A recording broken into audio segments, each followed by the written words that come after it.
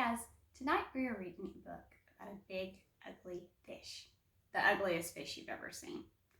Kind of like the fish that you think is in the water when you go to the beach. The kind you're afraid is going to touch your foot when you're swimming in the ocean. Do you ever get that feeling? I know I do. So tonight's story is called Big Owl by Andrew Clements with illustrations by Yoshi.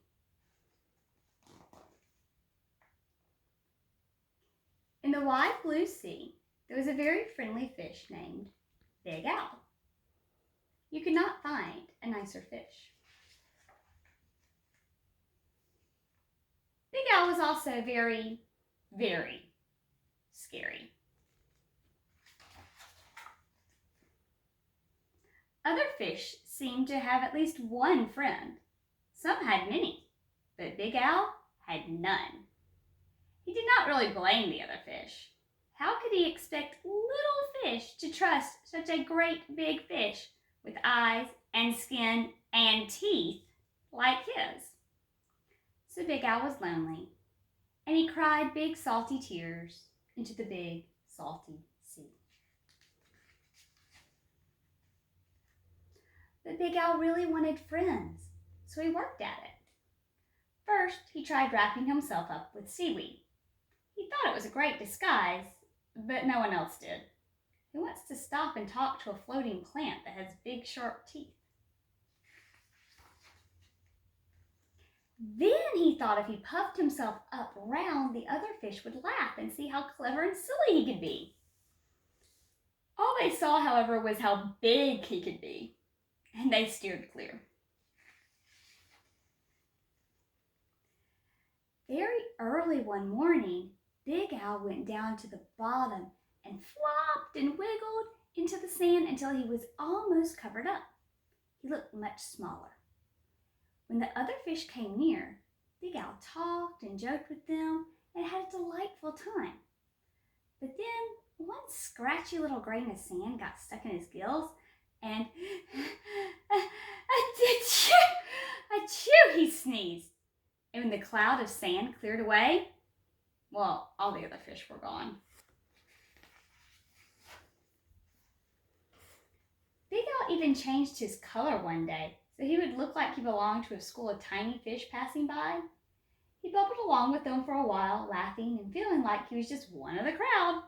But he was so big and clumsy that when all the tiny fish darted to the left and then quickly back to the right, Big Owl just plowed straight ahead and went bumping and thumping right into the little fish.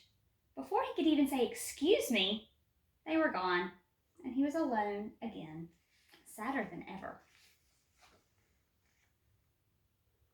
Just then, Big Owl was starting to be sure that he would never have friends. Something happened. He was floating along, sadly watching some of the smaller fish and wishing he could come closer.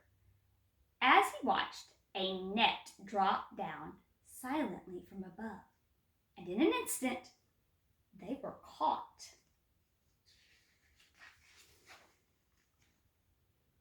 Big Owl forgot all about being lonely, and he forgot about being sad.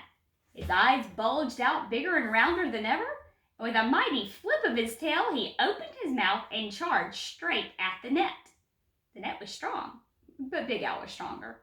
He ripped right through it, and all the little fish rushed out through the hole.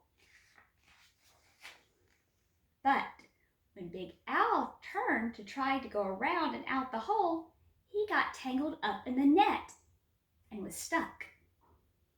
The net went higher and higher toward the bright surface of the sea. The little fish watched. Big Owl disappeared above them. When the little fish were able to speak again, all they talked about was the huge, wonderful fish that had saved them. How great to be free, but what a shame that the big fellow had been captured.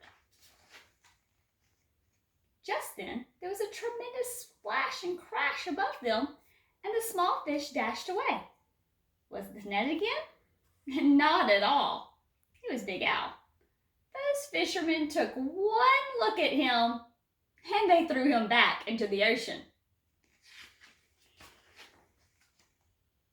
And now there is one huge, puffy, scary, fierce-looking fish in the sea who has more friends than anyone else.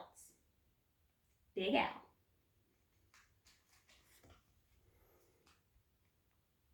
So see, once they got to know him, they absolutely loved him. So when you have somebody new in your life that you don't really know, maybe if you get to know them, you'll find out they're not scary at all. Maybe they're friendly, just like Big Al. I'll see you tomorrow night. Have a good night. Bye.